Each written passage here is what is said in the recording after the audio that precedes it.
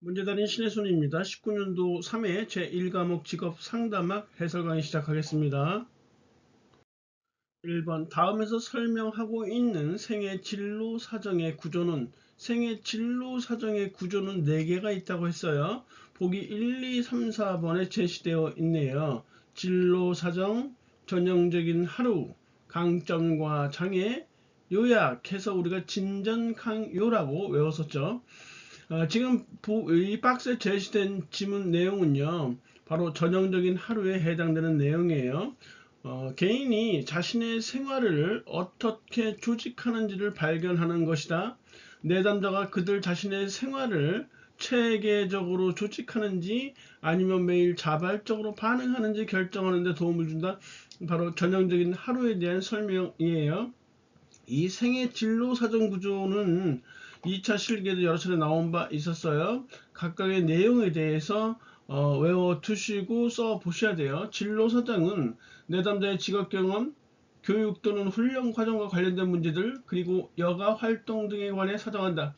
전형적인 하루는 내담자가 의존적 또는 독립적인지 자발적 또는 체계적인지 성격을 파악하도록 돕는다. 강점과 장애는 내담자가 스스로 생각하는 주요 강점 및 장애에 대해 질문한다. 요약은 내담자에게 자신에 대해 알게 된 내용을 요약하게 해서 자기 인식을 증진시킨다. 이렇게 쓰시면 되겠네요. 2번 상담 장면에서 인지적 명확성이 부족한 내담자 유형 우리가 14개 했었어요.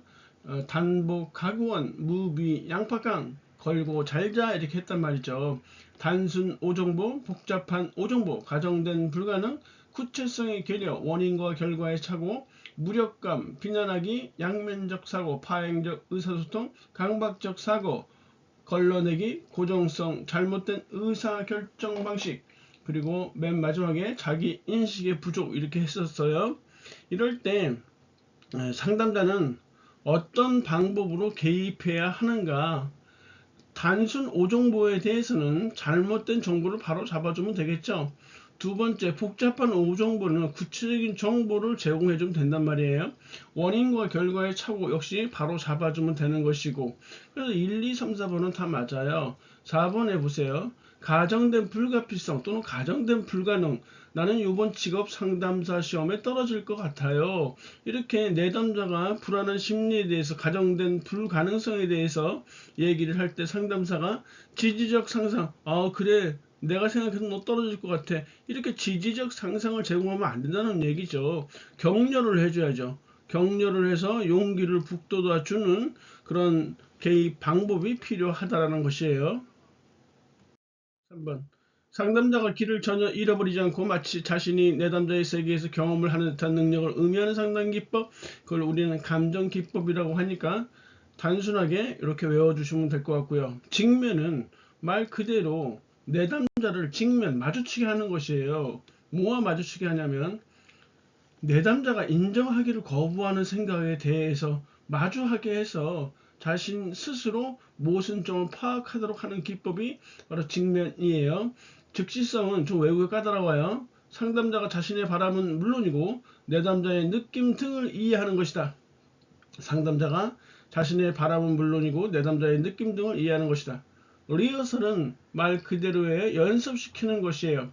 내담자에게 선정된 행동을 연습하게 해서 계약 실행의 기회를 최대화하도록 돕는 것이다. 내담자에게 선정된 행동을 연습하게 해서 계약 실행 기회를 최대화하도록 돕는 것이다. 이런 식으로 외워두시면 좋겠네요. 4번 직업 상담사의 역할과 가장 거리가 먼 거 1번, 3번 다 좋은데요. 1, 3, 4 다 좋아요. 2번이요. 직업 관련에 관한 이론을 개발하고 강의를 한다. 직업 관련 이론의 개발, 이거는요. 관련 분야 학자들이 할 수 있는 일이겠죠.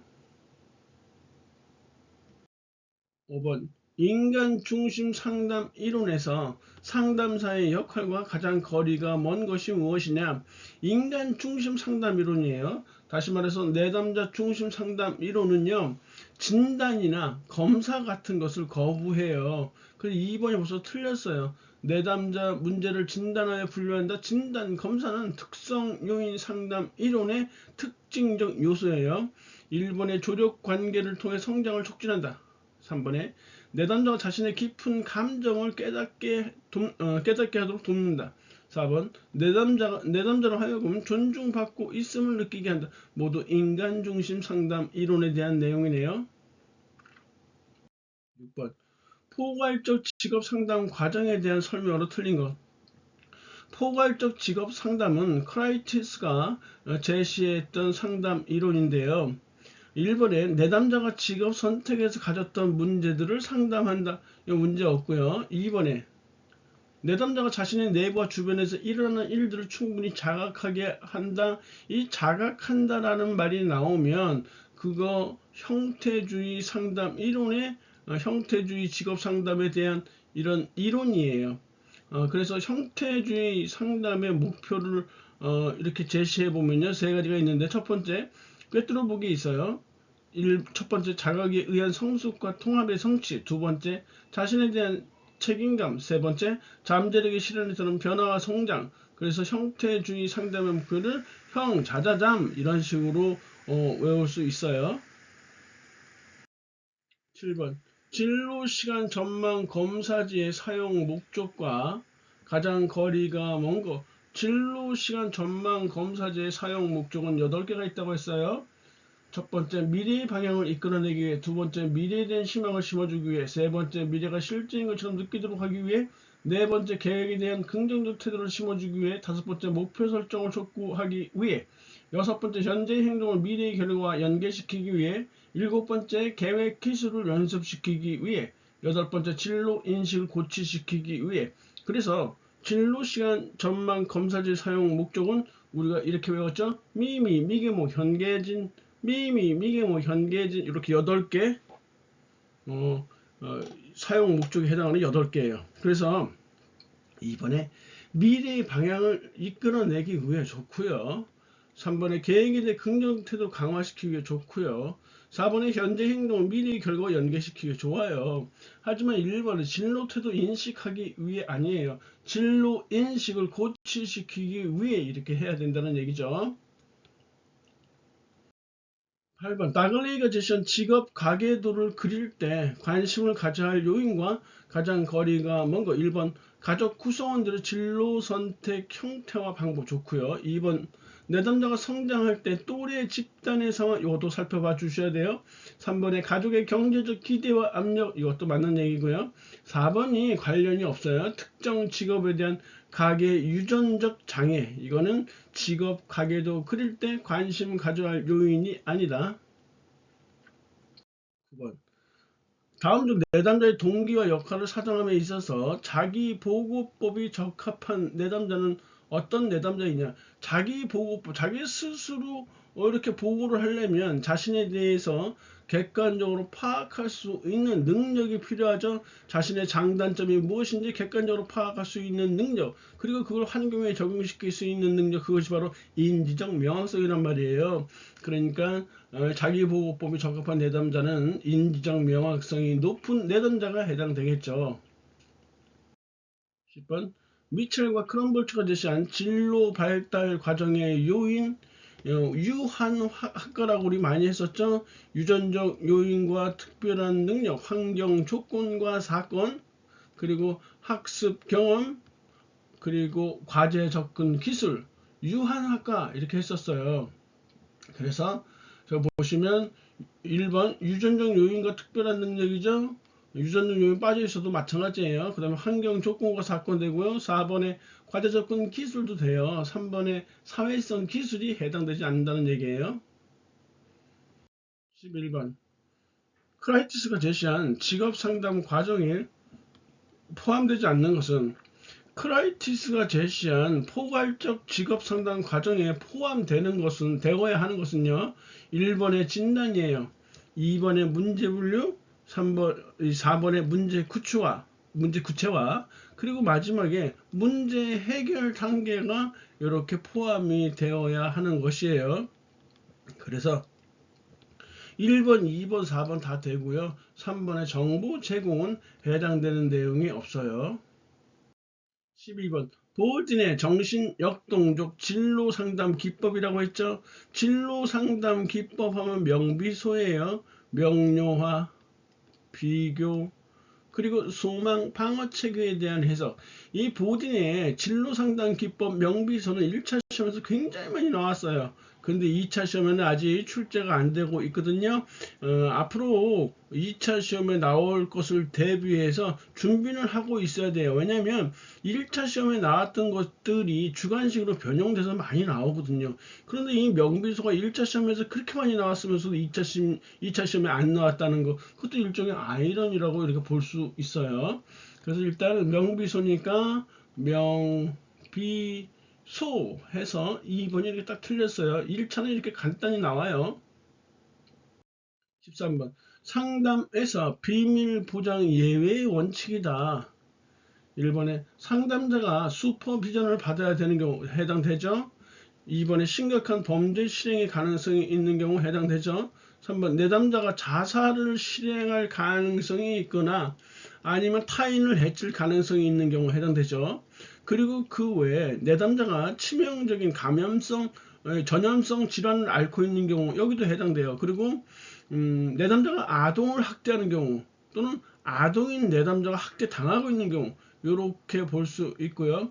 그리고 법적으로 정보의 공개가 요구되는 경우 이게 다 비밀보장 예의 원칙이에요. 하지만 4번 상담을 의뢰한 교사가 내담자의 상담차를 요청하는 경우는 해당되지 않아요.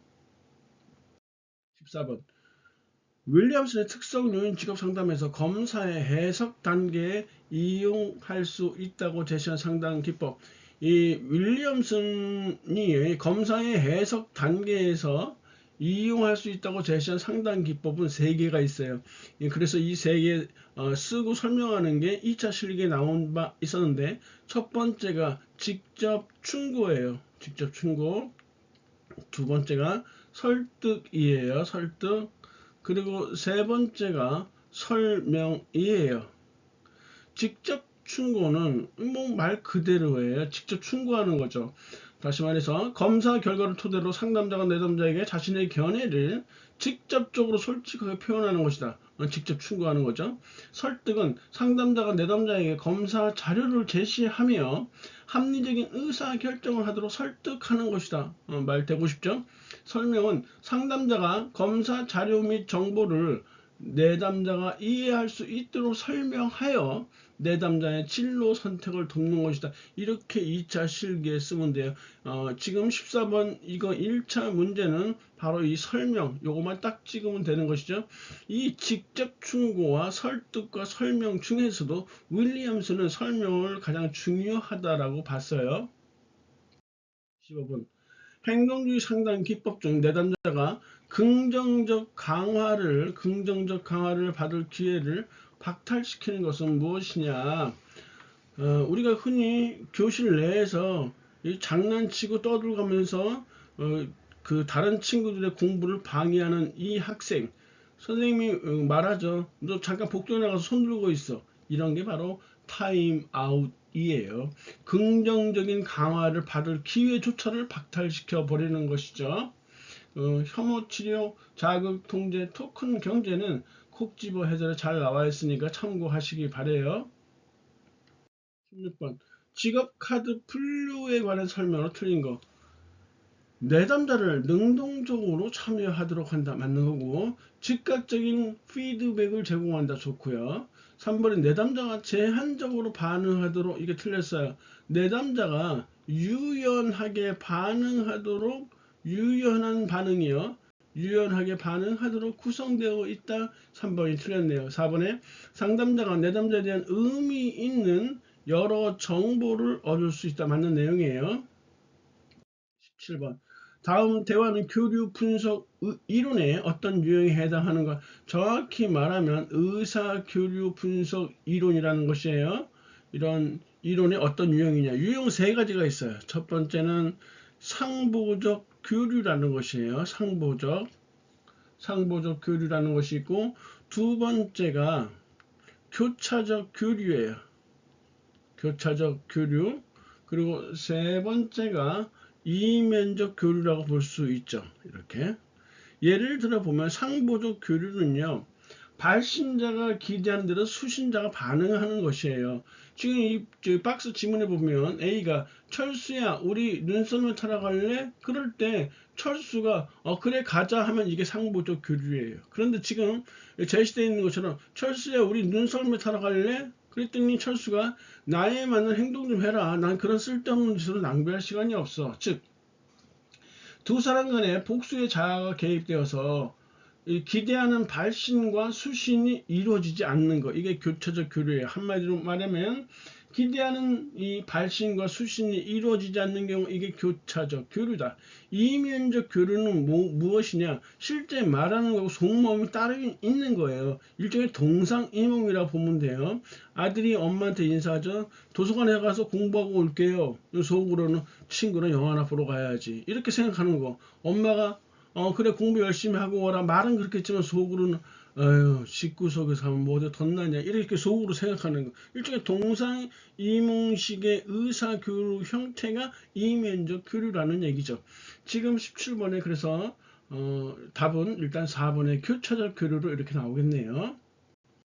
18번 윌리엄슨의 변별 진단에서 네 가지 결과에 해당하지 않는 것. 이번에는 이 변별 진단, 직업 선택 문제 유형이 아니라 이번엔 변별 진단이라는 표현으로 나왔죠. 첫 번째, 직업 2번에 나와 있네요. 직업 무선택 또는 미선택 이런 거죠. 두 번째는 1번에 나와 있네요. 직업 선택에 대한 확신 부족. 세 번째, 흥미와 적성의 모순.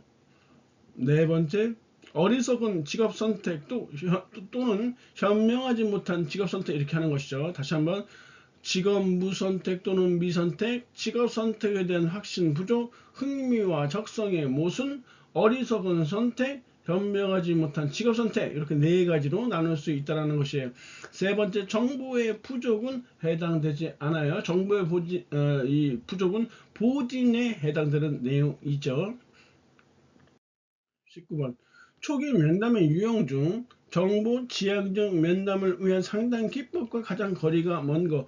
초기 면담의 유형은 총 3개로 나눠지죠. 첫 번째가 솔선수범 면담이에요.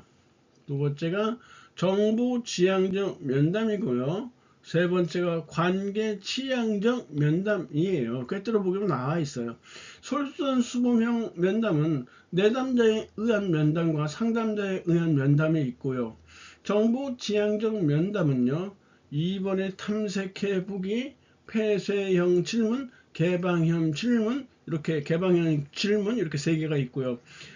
그리고 이 관계 지향적 면담에는 재진술과 감정의 반향이라는 이런 기법을 사용한다 했거든요. 그래서 1번 재진술은 관계 취향적 면담에 해당되는 것이지 정보 취향적 면담하고는 관련이 없어요. 20번 융이라는 사람은 분석 심리학의 대가예요. 이 융이 언급한 원형들 중 환경의 요구에 조화를 이룬다. 환경의 요구에 조화를 이룬다는 말은 집에서는 내가 두 아이의 아빠다. 그리고 밖에 나가서 나는 국회의원이야. 뭐 이런 거요. 그때 상황. 동창회 가면 친구들과 같이 어울려야 되는 이런 환경의 요구, 그때 상황에 따라서 소위 말하는 직분이 달라진다는 얘기죠. 조화를 이루려 하는 이 정의의 원형을 우리는 페르소나라고 이렇게 해요.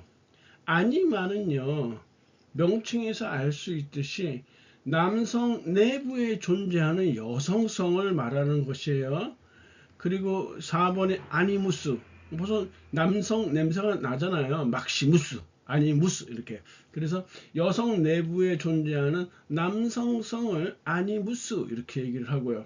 그림자 섀도우라는 것은 인간의 부정적이고 어두운 측면이에요. 그래서 원초적인 욕망이다 이렇게 보시면 되겠네요.